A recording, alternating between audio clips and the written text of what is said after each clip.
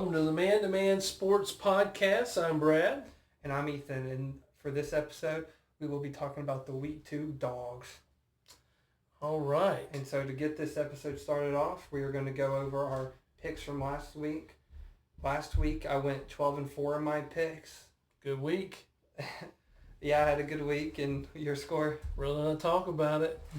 All right, then it was 8-8, so Yeah. Your boy's still in the lead. Yeah, I was 500 last week, much like my favorite team. So. Yeah. Yeah. So that brings the overall scores to 25-7 and 18-14. That's all right. I am a comeback kind of guy. So. Yeah, plenty of games to go. You have plenty of time to do it. So last week was kind of a dud for me. And speaking of duds, let's do our Dogs or Duds segment. Are you ready? I'm ready. All right, let's go ahead. We'll go ahead and start with the Thursday night game. Jordan Love, dog or dud? Jordan Love is a dog. He just shows it week in and week out. He's a top 10 quarterback right now. I agree 100%. Last year, a lot of people started to doubt him a little bit. But this year, he's come out firing. He looks like a Super Bowl caliber quarterback. So yeah, fully healthy. Got Green Bay drafted number 1 receiver, showing Jordan Love that he's important to the team, which helps a lot. Well, and I also think that the maturation of Tyler Kraft has really been helpful in this offense too. Very true. I agree. So yeah, definitely Jordan Love is a dog. All right, and coming up next. He's been around the league a little while, but we haven't really talked about him yet. Kyler Murray. Kyler Murray. Yeah, he's so up and down. I'll go dog. I mean, his team's 2-0. He's been a dog so far this season. Yeah, so we talked about it at the beginning of the year, and we talked about it week 1. Is this going to be focused Kyler, or is this going to be PlayStation Kyler? And so far, he's been a leader of that team. Dog. So for right now, dog. Dog. All right. I agree. Yeah, all right. So next one is J.J. McCarthy of the Minnesota Vikings. I had the great comeback week 1. He struggled this week. Is he a dog or is he dud? Or what's your thoughts? J.J. McCarthy, I'm going to say a dud. Week 1, he was going up against an injured Chicago defense. Without the number 1 corner, Jalen Johnson. Week 2, he goes up against a healthy Atlanta defense, which is really proving themselves this season. He's been under pressure without Christian Darrisaw for the whole season. He's not doing well with the pressure, and I've seen a stat the other day where J.J. McCarthy, ever since college, he can't throw to the left side of the field because he's a right-handed quarterback. His stat is he can throw it 50% on the right side, completion percentage. On the left side, it's 30%. Ooh.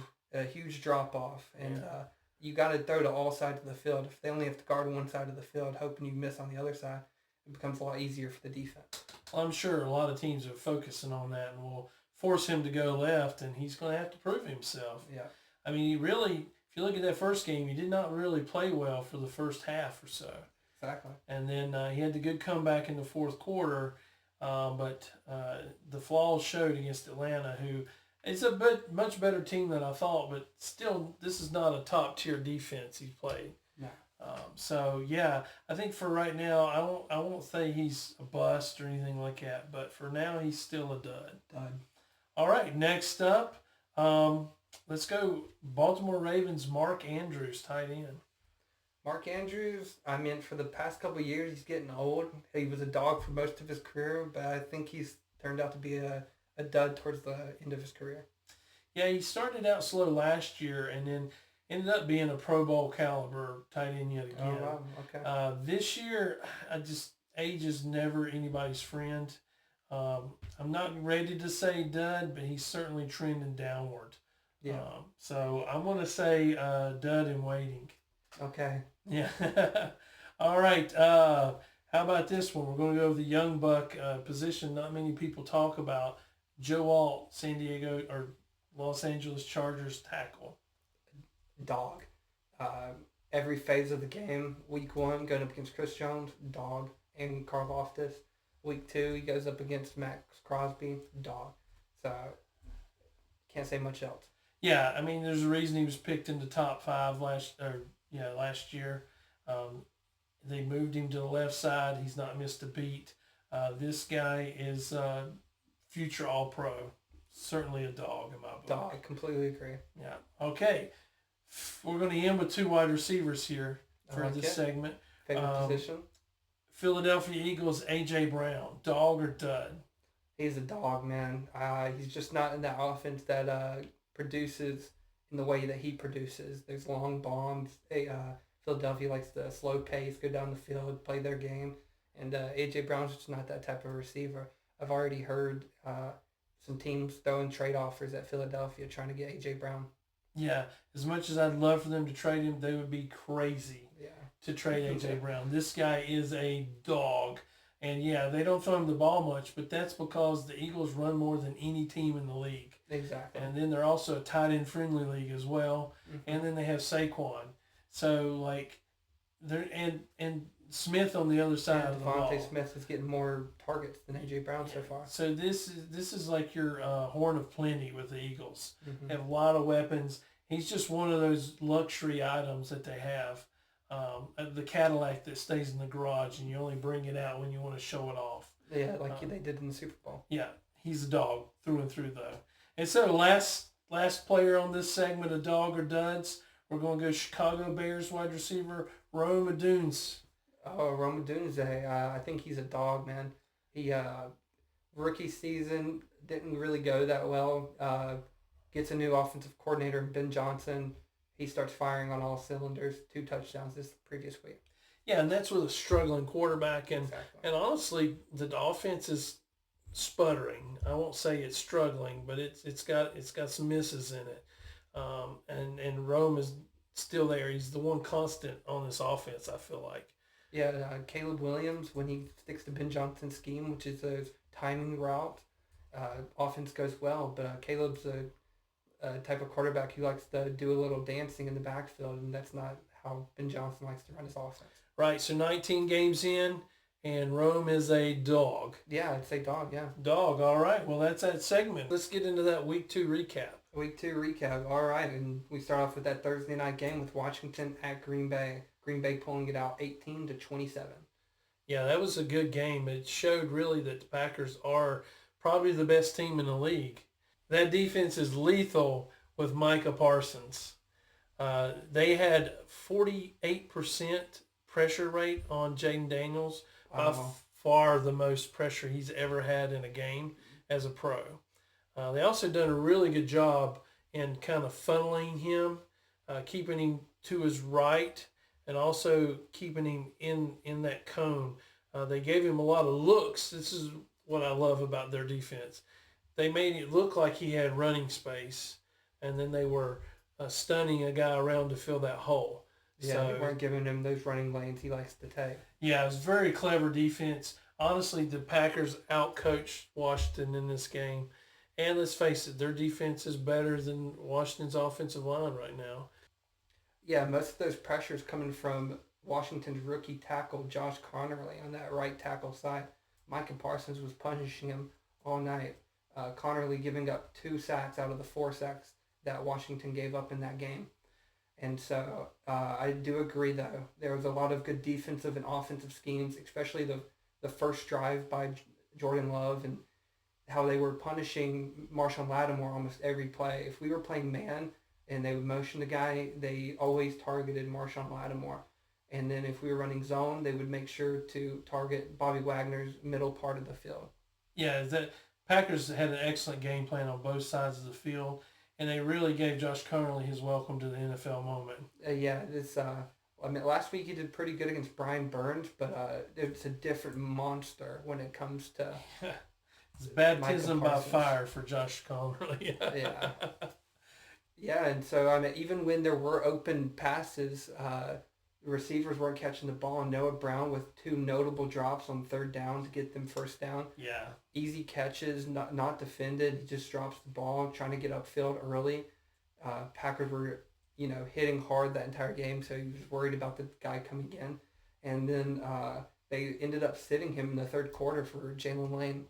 Yeah, it's nothing more frustrating for a coach that when your game plan or your play works, yeah, but the player can't execute it. Exactly. It's just golden opportunities drop, and that really could have been a huge difference in this game. Yeah, you get those 2 third downs, the game ends up being 25 to 27. Who knows what happens towards the end of the game? Yeah, we all know that Jaden Daniels has that magic in him. So when you give him a shot when it's close, he can perform. Yeah, who knows? Maybe they don't go for it on 4th down one time and they kick a field goal, because then that would be the game. That could be the difference in the ball game. Yeah, but a great Thursday night game nonetheless. Great Thursday night game in between 2 playoff teams. And so then we'll move on to the Sunday 1 o'clock games.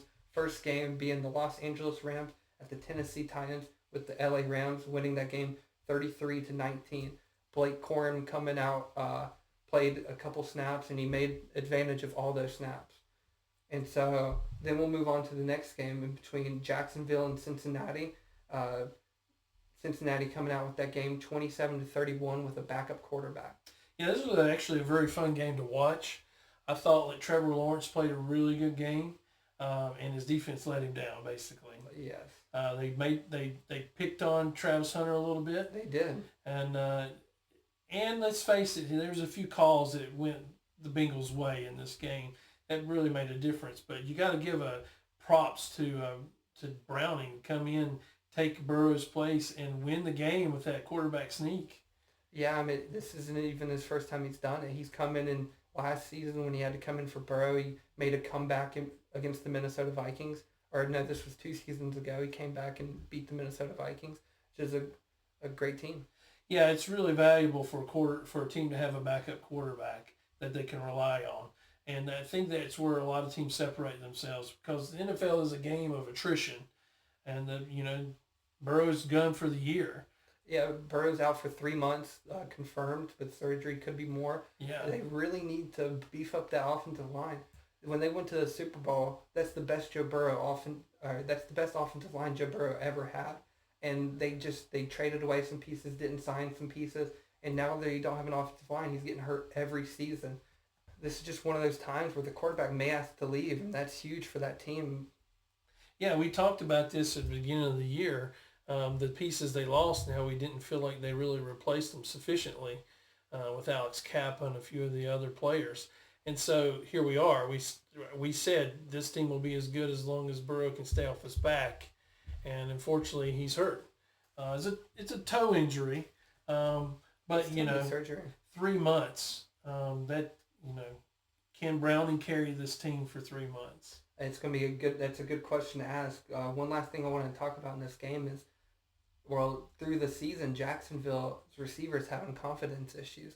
Brian Thomas dropping a bunch of balls. Yeah. He's scared to go through the middle of the field. Trevor Lawrence likes to dart those balls in there on those routes, and he slows down, scared. I saw a clip from the preseason. Trevor Lawrence throws him a hospital ball. He gets hit. Last season, we knew he didn't have the confidence issue. He was the best rookie receiver last year. Yeah. And then he comes out this year after that play, and he's lost his confidence in, I guess, Trevor Lawrence to throw him safe balls. Yeah, he's got alligator arms. It's kind of like when Darnold was seeing ghosts, right? Yeah. He doesn't trust his teammate. Exactly. And that's a big thing. But I'll say this, Trevor really delivered with De'Ami Brown and with the running backs. And so I think this team's going to be okay. He's throwing good balls. It's just Brian Thomas needs to get over that hill. He's a young receiver. Young receivers getting hit hard in the NFL. He's just got to get over that and catch those balls. Yeah, and I think he will. I think this team is, all of a sudden the AFC South's a little tougher, right? It's wide open, I think, yeah, in between those 3 top teams. Yeah, absolutely. Okay. All right, on to the next game. We have Cleveland at Baltimore. Baltimore taking that game 41-17. Yeah, the Browns were what we thought they were, and the Ravens did not let them off hook. This was the beatdown we thought it was going to be. The Ravens really struggled. They played well against the Bills, but they really took a loss there that I think they took personal, and they took it out on the poor Browns. Yeah, I completely agree. And so we'll move on to the next game. Talking about Buffalo, we have Buffalo at the New York Jets, and Buffalo put a beat down, 30-10, which we did not expect. Yeah, it surprised me because the Jets played so well against the Steelers, and I thought this is the coming of age for Justin Fields. And the Bills come out and they really demolished that Jets defense with James Cook. I mean, it was an easy day for Josh Allen. And Exactly. Yeah. wow, we talked about game planning, and the Bills were ready. The Bills really look like a top tier team. Yeah, Justin Fields struggling. He tried to get out of the pocket sometimes. One of those times he fumbles because he gets hit from behind by Ed Oliver. Yeah. Yeah, and so that was a beatdown. So we'll move on to the next game. It was another in division in the AFC East in between New England at Miami. New England scratching that game out 33-27. Yeah, I'd pick the Dolphins in this to get that early game win, early season win, because I thought they probably wouldn't get many, and unfortunately they are worse than I even thought. Yeah, we had a kickoff return by New England and a punt return by Miami, so some good special teams in that game as well. Yeah, a little Wahoo magic right there with the Dolphins punt return. Yep. Yeah. Malik Washington, I think he has a bright future. It's just, can the Dolphins get him the football? Exactly. And so we'll move on to the next game. San Francisco at New Orleans with Mac Jones coming in and showing that Kyle Shanahan can do this with any quarterback in the league, winning 26-21. Yeah, they look like the Niners. You know, McCaffrey play exceptional. Defense looked top notch. For Warner was a beast. And wow, yeah, the Niners. That's another division, that NFC West. It's wide open. Exactly. And so we'll move on to the next game between the New York Giants at the Dallas Cowboys. This game going into overtime and Dallas taking it out 37-40. Yeah, we said the Giants would play better, and we said that the Cowboys would beat a bad team, and that's what happened. Exactly. It was just much closer than we thought. Thought Russell Wilson was going to have a little bit of that, early 2000s magic, or early 2010 magic in him. But yeah, Russell Wilson with 450 yards, 3 touchdowns. Dak with 362 yards, 2 touchdowns. Yeah, the Giants really exposed the Cowboys secondary. Yes. And especially Malik Neighbors. Yeah. Just balled out. He was incredible. Yeah, Washington really shut him down, and he come out with vengeance against the Cowboys. Yeah, Malik Neighbors on that streak to give them back the lead, that 60-yard bomb by Russell Wilson, showing that he still has it. And he just, the way he ran that route, he knew he had a safety up top. He knew he could get the cornerback behind him. And so he wiggled the cornerback behind him and then just outran the safety to the ball. It was beautiful. Yeah, and the Giants lost this game. And you got to give the Cowboys their props. But, yes, man, Cam freaking Scatterboo. I love this kid. He's so gritty. Yeah, and the Giants have a lot of young talent. I think this is a team that's on the up. And the Cowboys, I think they're a team that's on the decline, but this is still a team that can make the playoffs. Yeah, I mean, that was good plays by Brandon Aubrey to win them that game. Winning a kick to send them into overtime, and then the winning kick when we thought the game may be in a tie because it was 10 minutes into overtime and still no one had scored. But Dallas defense came up with a couple plays, and Dak put them in the position for Brandon Aubrey to make a makeable field goal. And really a fun game to watch. And wow, Brandon Aubrey, what a luxury to have that weapon on your team, where you just got to get it to the 45 or the 50 and you're scoring. Yeah, he's got a big leg. Yeah, he is. If they make the playoffs, he is the reason. Yes, and so we'll move on to the next game. That was also a blowout. We had a couple blowouts this week in between Chicago and Detroit, 21-52. Jared Goff and Amon-Ra St. Brown, Jahmyr Gibbs, great games. Yeah, no surprise that the Lions won. It's just surprising to me how much they won by.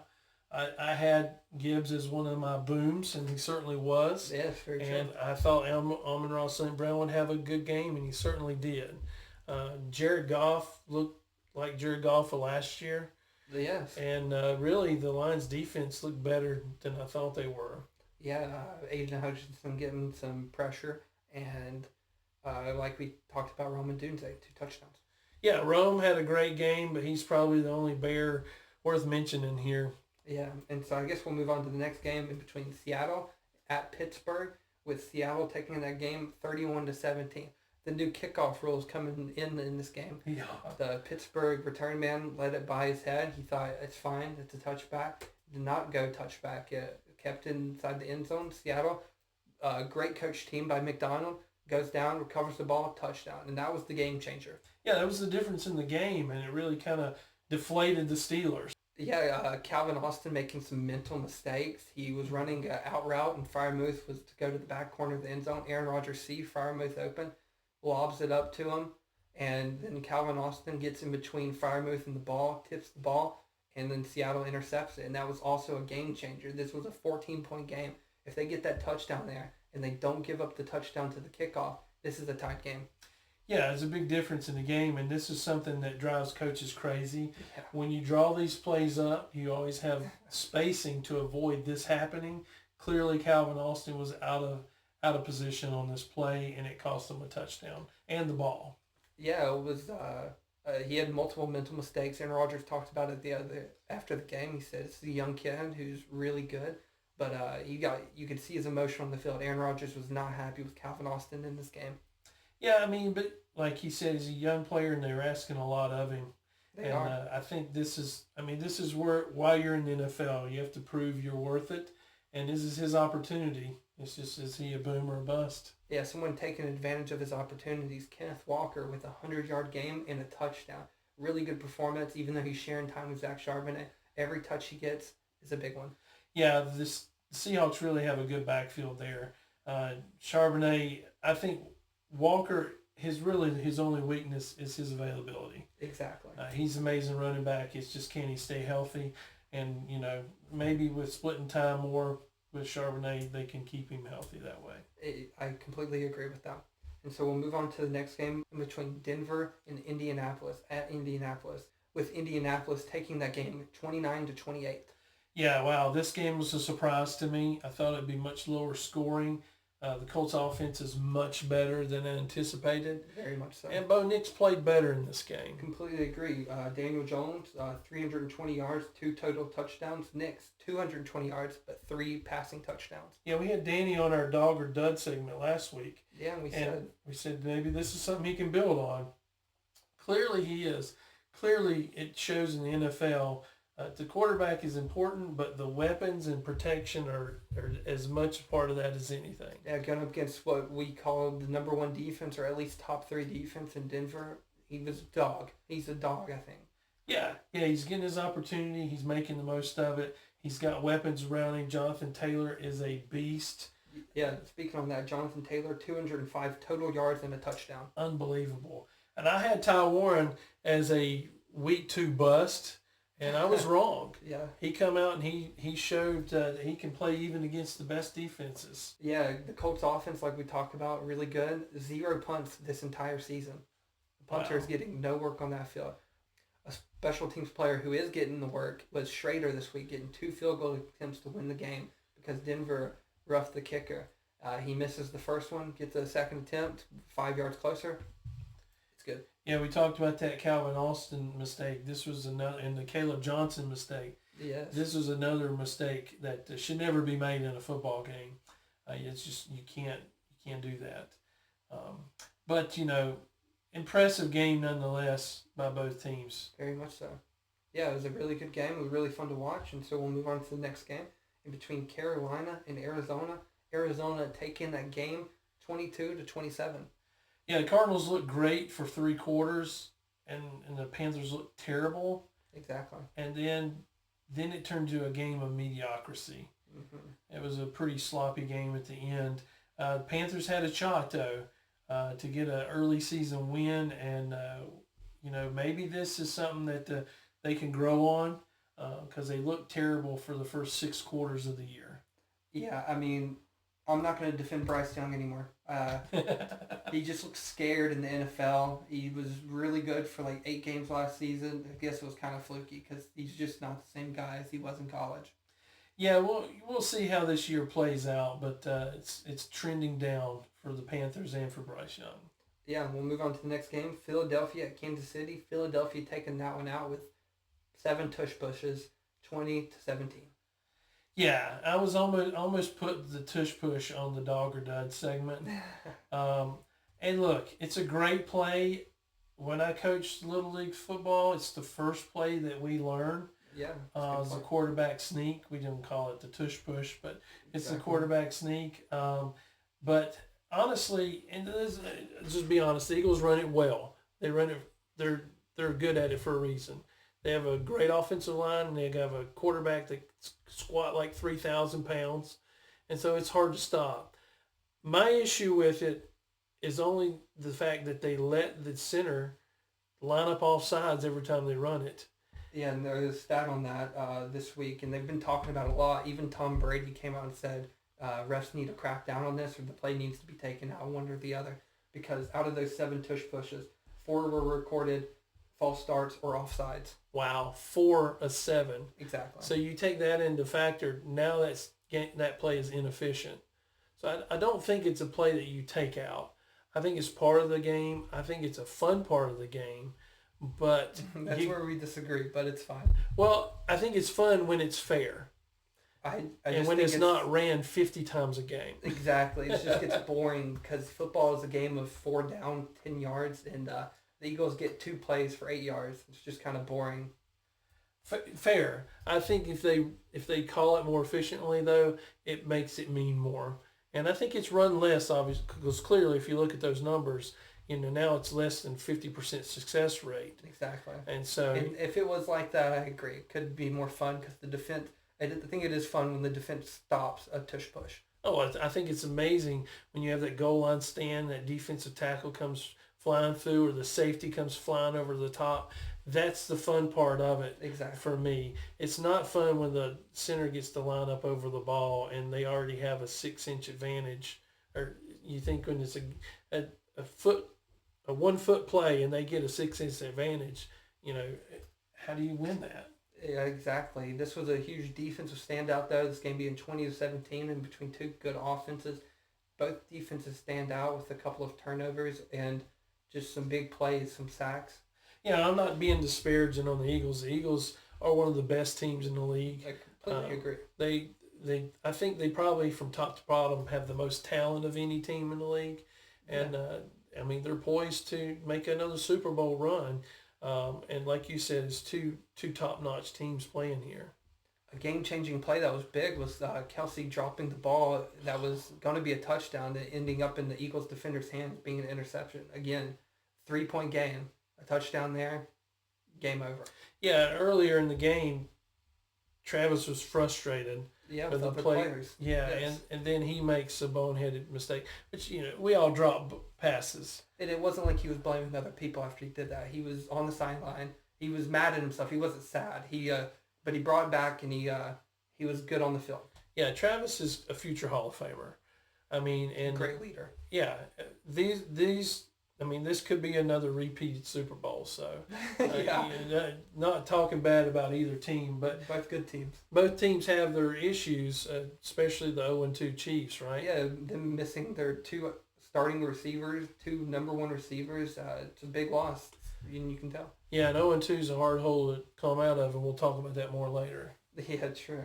And so we'll move on to the next game, which was the Sunday night game. It was Atlanta at Minnesota. Atlanta pulling that out, and Minnesota putting up our first single-digit score of Atlanta winning 22-6. Oof, yeah, it's rough. We already talked about McCarthy's performance. Falcons are better than advertised. Yeah. Enough said. Yeah, NFC South's wide open. Yeah, and so we'll move on to the next game. Our first Monday night game was Tampa Bay at Houston. Tampa Bay winning 20-19. Great game. I said it. That Texas defense is good, but it was not going to be able to shake the bake. Yeah, Texans defense really good throughout the game. Gave up 4 first downs to penalties. Yeah, that's tough, man. That is tough. You stop them on 3rd down, you're excited, and then you see the flag, they say, defensive.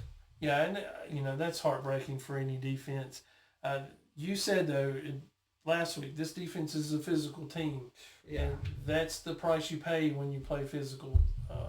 But, Baker is Baker. He proved why he had a good season this year. He proved why the Buccaneers are a Super Bowl contending team. Yeah, just a great game. Houston up late in that game. Nick Chubb only had 17 yards. He runs a 20-yard for a touchdown. Big play. But he should have fell. If he falls, waste all the Tampa Bay's timeouts, and they kick a field goal, they win the game.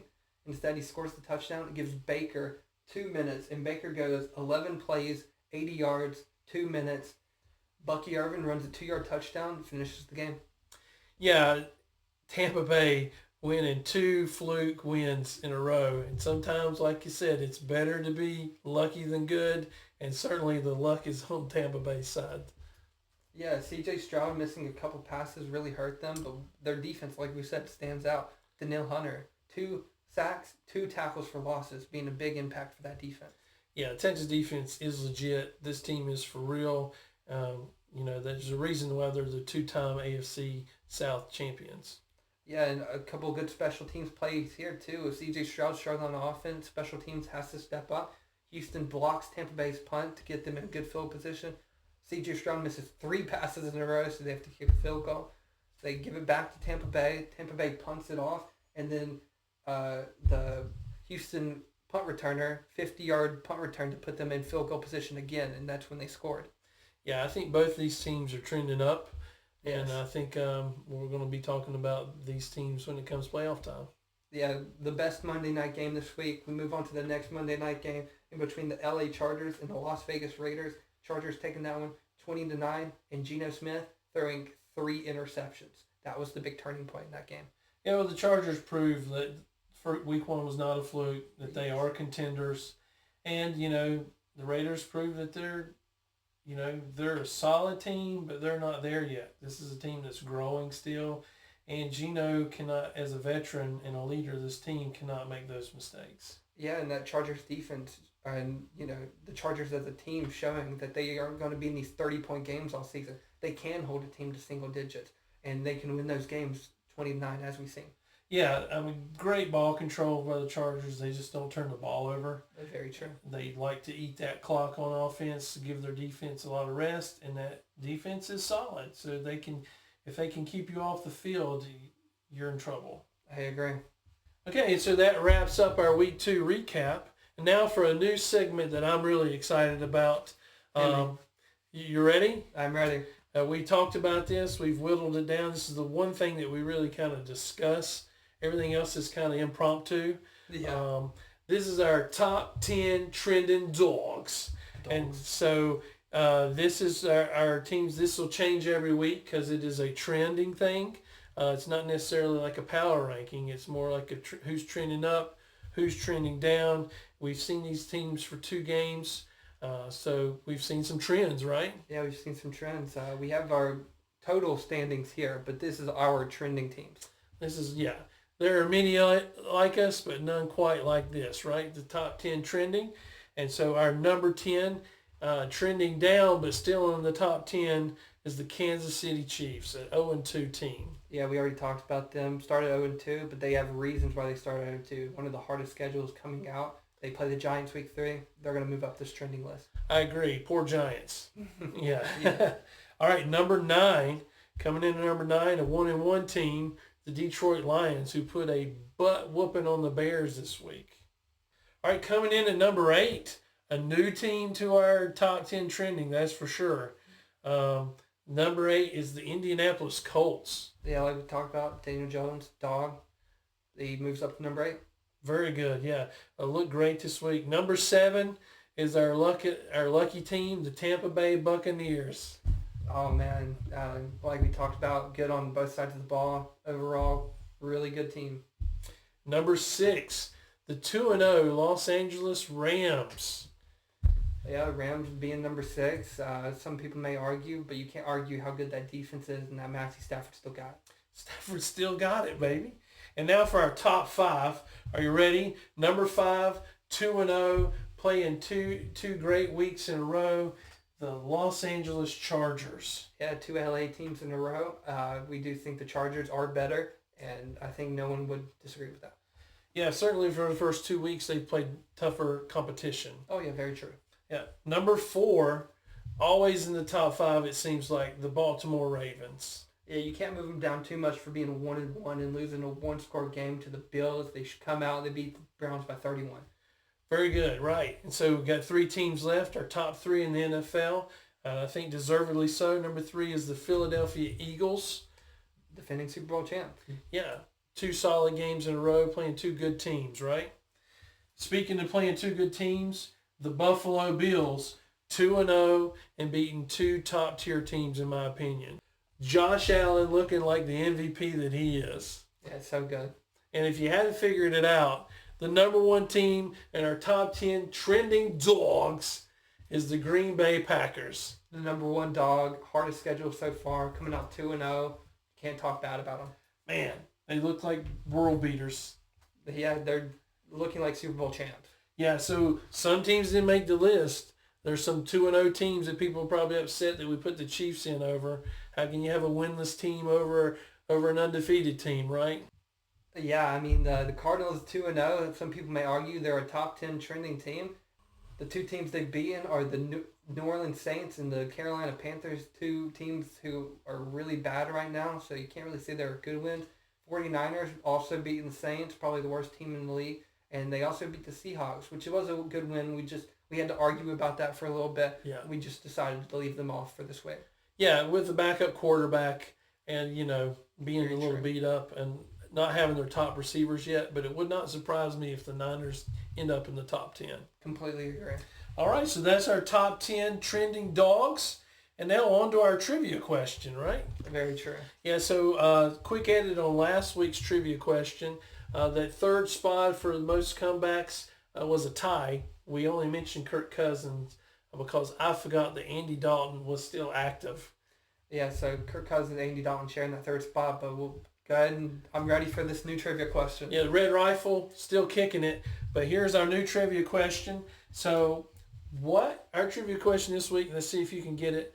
What are the last three teams to make the playoffs after starting 0-2? The last three teams to make the playoffs while starting 0-2. Wow, that's a good question. It is, because since the Super Bowl era began, only 10% of the NFL has ever made it after being 0-2. All right, so this is a thinker. So starting 0-2 just means they didn't start off well, but that they're a good October, November, December team. And I mean, that's where it really counts. And the team I think back on who went to the Super Bowl was the Bengals a couple years ago.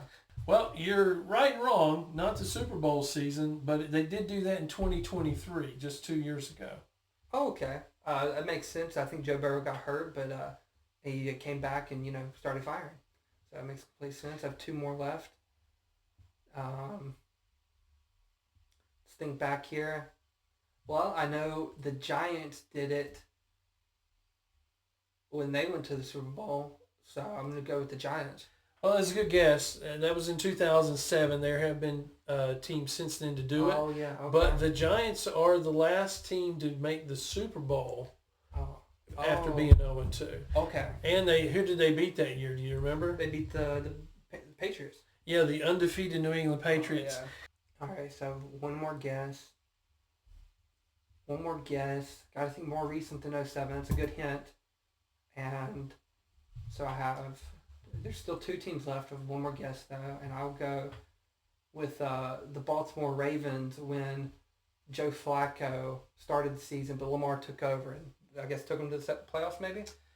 I don't remember if that was the year, but the Baltimore Ravens in 2021 were the third team. So you still haven't named the team that is the most recent to do it, and I guess that'll be up to you guys. Yeah, so drop a comment on your guess on this week's trivia. Also drop a comment on what you think is your top 10 teams in the league, or if you just disagree with ours.